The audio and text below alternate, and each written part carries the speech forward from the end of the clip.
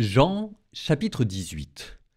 Ayant ainsi parlé, Jésus sortit avec ses disciples et traversa le torrent du Cédron. Il y avait là un jardin dans lequel il entra avec ses disciples. Judas, qui le livrait, connaissait l'endroit lui aussi, car Jésus et ses disciples s'y étaient souvent réunis. Judas, avec un détachement de soldats ainsi que des gardes envoyés par les grands prêtres et les pharisiens, arrive à cet endroit. Ils avaient des lanternes, des torches et des armes. Alors Jésus, sachant tout ce qui allait lui arriver, s'avança et leur dit : « Qui cherchez-vous » Ils lui répondirent : « Jésus, le Nazaréen. » Il leur dit : « C'est moi. Je le suis. » Judas qui le livrait se tenait avec eux. Quand Jésus leur répondit « C'est moi, je le suis », ils reculèrent et ils tombèrent à terre. Il leur demanda de nouveau « Qui cherchez-vous » Ils dirent « Jésus le Nazaréen. » Jésus répondit « Je vous l'ai dit, c'est moi, je le suis.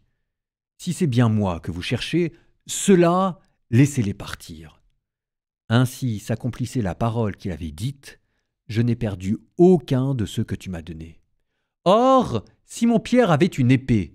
Il la tira, frappa le serviteur du grand prêtre et lui coupa l'oreille droite. Le nom de ce serviteur était Malchus. Jésus dit à Pierre : « Remets ton épée au fourreau. La coupe que m'a donnée le Père, vais-je refuser de la boire ?» Alors, la troupe, le commandant et les gardes juifs se saisirent de Jésus et le ligotèrent. Ils l'emmenèrent d'abord chez Anne, beau-père de Caïphe, qui était grand prêtre cette année-là. Caïphe était celui qui avait donné aux Juifs ce conseil : « Il vaut mieux qu'un seul homme meure pour tout le peuple. » Or Simon-Pierre ainsi qu'un autre disciple suivaient Jésus. Comme ce disciple était connu du grand prêtre, il entra avec Jésus dans le palais du grand prêtre. Pierre se tenait près de la porte, dehors.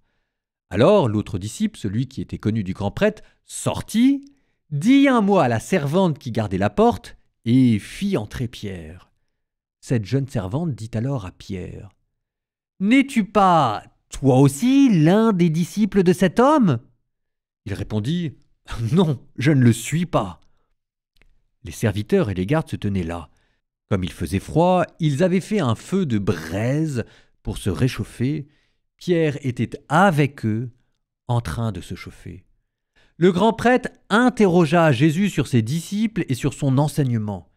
Jésus lui répondit : « Moi, j'ai parlé au monde ouvertement. J'ai toujours enseigné à la synagogue et dans le temple, là où tous les Juifs se réunissent, et je n'ai jamais parlé en cachette. Pourquoi m'interroges-tu ? Ce que je leur ai dit, demande-le à ceux qui m'ont entendu. Eux savent ce que j'ai dit. » À ces mots, un des gardes qui était à côté de Jésus lui donna une gifle en disant : « C'est ainsi que tu réponds au grand prêtre ?» Jésus lui répliqua : « Si j'ai mal parlé, montre ce que j'ai dit de mal. Mais si j'ai bien parlé, pourquoi me frappes-tu » Anne l'envoya, toujours ligoté, au grand prêtre Caïphe. Simon-Pierre était donc en train de se chauffer. On lui demanda : « N'es-tu pas, toi aussi, l'un des disciples ?» Pierre le nia et dit : « Non, je ne le suis pas. » Un des serviteurs du grand prêtre, parent de celui à qui Pierre avait coupé l'oreille, insista : « Est-ce que moi je ne t'ai pas vu dans le jardin avec lui ?» Encore une fois, Pierre le nia, et aussitôt un coq chanta. Alors on emmène Jésus de chez Caïphe au prétoire. C'était le matin. Ceux qui l'avaient amené n'entrèrent pas dans le prétoire pour éviter une souillure et pouvoir manger l'agneau pascal. Pilate sortit donc à leur rencontre et demanda : « Quelle accusation portez-vous contre cet homme ?» Ils lui répondirent : « S'il n'était pas un malfaiteur, nous ne t'aurions pas livré cet homme. » Pilate leur dit : « Prenez-le vous-même et jugez-le suivant votre loi. » Les Juifs lui dirent : « Nous n'avons pas le droit de mettre quelqu'un à mort. » Ainsi s'accomplissait la parole que Jésus avait dite, pour signifier de quel genre de mort il allait mourir. Alors Pilate rentra dans le prétoire. Il appela Jésus et lui dit « Es-tu le roi des Juifs ?» Jésus lui demanda « Dis-tu cela de toi-même, ou bien d'autres te l'ont dit à mon sujet ?» Pilate répondit « Est-ce que je suis juif, moi ? Ta nation et les grands prêtres t'ont livré à moi. Qu'as-tu donc fait ?» Jésus déclara « Ma royauté n'est pas de ce monde. Si ma royauté était de ce monde, j'aurais des gardes qui se seraient battus pour que je ne sois pas livré aux Juifs. En fait, ma royauté n'est pas d'ici. » Pilate lui dit « Alors, tu es roi ?» Jésus répondit « C'est toi-même qui dis que je suis roi. Moi, je suis né, je suis venu dans le monde pour ceci, rendre témoignage à la vérité. Quiconque appartient à la vérité, écoute ma voix. » Pilate lui dit « Qu'est-ce que la vérité ?» Ayant dit cela, il sortit de nouveau à la rencontre des Juifs et il leur déclara « Moi, je ne trouve en lui aucun motif de condamnation. Mais chez vous, c'est la coutume que je vous relâche quelqu'un pour la Pâque. Voulez-vous donc que je vous relâche le roi des Juifs ?» Alors ils répliquèrent en criant « Pas lui, mais Barabbas !» Or ce Barabbas était un bandit. Jean, chapitre 19. Alors Pilate fit saisir Jésus pour qu'il soit flagellé. Les soldats tressèrent des épines avec une couronne qui lui posèrent sur la tête, puis ils le revêtirent d'un manteau de pourpre. Ils s'avançaient vers lui et ils disaient « Salut à toi, roi des Juifs !» et ils le giflaient. Pilate de nouveau sortit dehors et leur dit « Voyez, je vous l'amène dehors pour que vous sachiez que moi, je ne trouve en lui aucun motif de condamnation. » Jésus sortit donc, portant la couronne d'épines et le manteau pourpre. Et Pilate leur déclara « Voici l'homme. » Quand ils le virent, les grands prêtres et les gardes se mirent à crier « Crucifie-le! Crucifie-le » Pilate leur dit « Prenez-le vous-même et crucifiez-le. Moi, je ne trouve en lui aucun motif de condamnation. » Ils lui répondirent « Nous avons une loi, et suivant la loi, il doit mourir parce qu'il s'est fait fils de Dieu. » Quand Pilate entendit ces paroles, il redoubla de crainte. Il rentra dans le prétoire et dit à Jésus « D'où es-tu » Jésus ne lui fit aucune réponse. Pilate lui dit alors « Tu refuses de me parler à moi ? Ne sais-tu pas que j'ai le pouvoir de te relâcher et pouvoir de te crucifier ?» Jésus répondit « Tu n'aurais aucun pouvoir sur moi si tu ne l'avais reçu d'en haut, et c'est pourquoi celui qui m'a livré à toi porte un péché plus grand. » Dès lors, Pilate cherchait à le relâcher. Mais les Juifs se mirent à crier « Si tu le relâches, tu n'es pas ami de l'empereur. Quiconque se fait roi s'oppose à l'empereur. » En entendant ces paroles, Pilate amena Jésus au dehors. Il le fit asseoir sur une estrade au lieu dit le dallage, en hébreu Gabata. C'était le jour de la préparation de la Pâque, vers la 6e heure, environ midi. Pilate dit aux Juifs « Voici votre roi. » Alors ils crièrent « À mort! À mort! Crucifie-le » Pilate leur dit « Vais-je crucifier votre roi ?» Les grands prêtres répondirent « Nous n'avons pas d'autre roi que l'empereur. » Alors il leur livra Jésus pour qu'il soit crucifié. Ils se saisirent de Jésus et lui-même, portant sa croix, sortit en direction du lieu dit le crâne ou calvaire, qui se dit en hébreu Golgotha. C'est là qu'ils le crucifièrent, et 2 autres avec lui, un de chaque côté et Jésus au milieu. Pilate avait rédigé un écriteau qu'il fit placer sur la croix. Il était écrit « Jésus le Nazaréen, roi des Juifs ». Beaucoup de Juifs lurent cet écriteau, parce que l'endroit où l'on avait crucifié Jésus était proche de la ville et que c'était écrit en hébreu, en latin et en grec. Alors les grands prêtres des Juifs dirent à Pilate « N'écris pas « roi des Juifs », mais « cet homme a dit « Je suis le roi des Juifs ». Pilate répondit « Ce que j'ai écrit, je l'ai écrit. » Quand les soldats eurent crucifié Jésus, ils prirent ses habits. Ils en firent 4 parts, une pour chaque soldat. Ils prirent aussi la tunique. C'était une tunique sans couture, tissée tout d'une pièce de haut en bas. Alors ils se dirent entre eux, « Ne la déchirons pas, désignons par le sort celui qui l'aura. » Et ainsi s'accomplissait la parole de l'Écriture. Ils se sont partagés mes habits, ils ont tiré au sort mon vêtement. C'est bien ce que firent les soldats.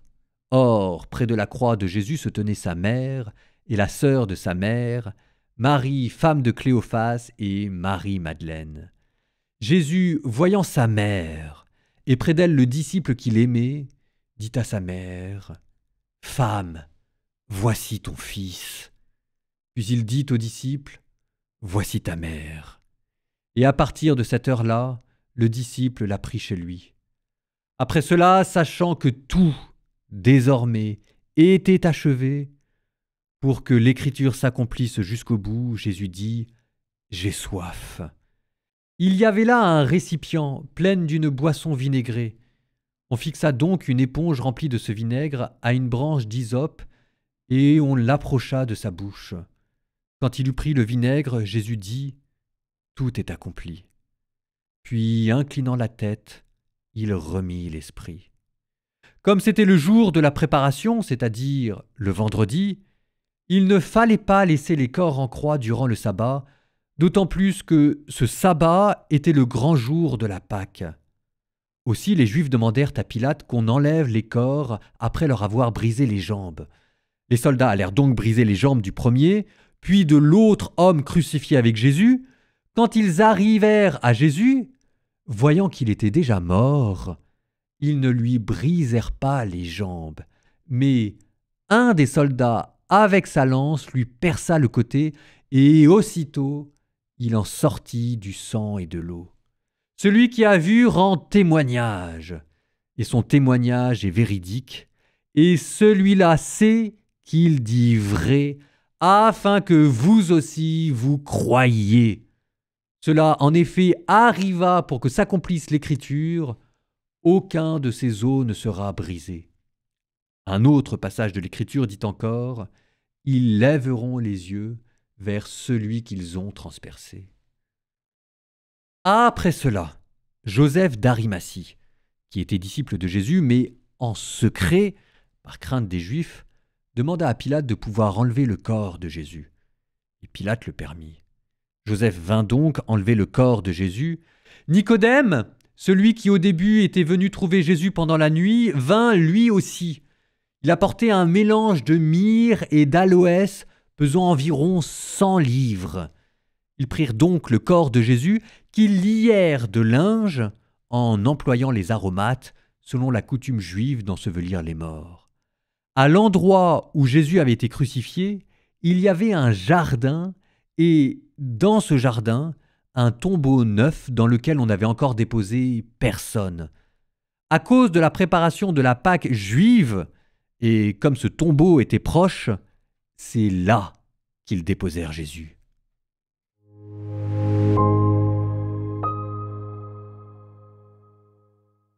Aujourd'hui, nous méditons sur la mort de Jésus. Si vous me permettez l'expression, c'est un plaisir rare.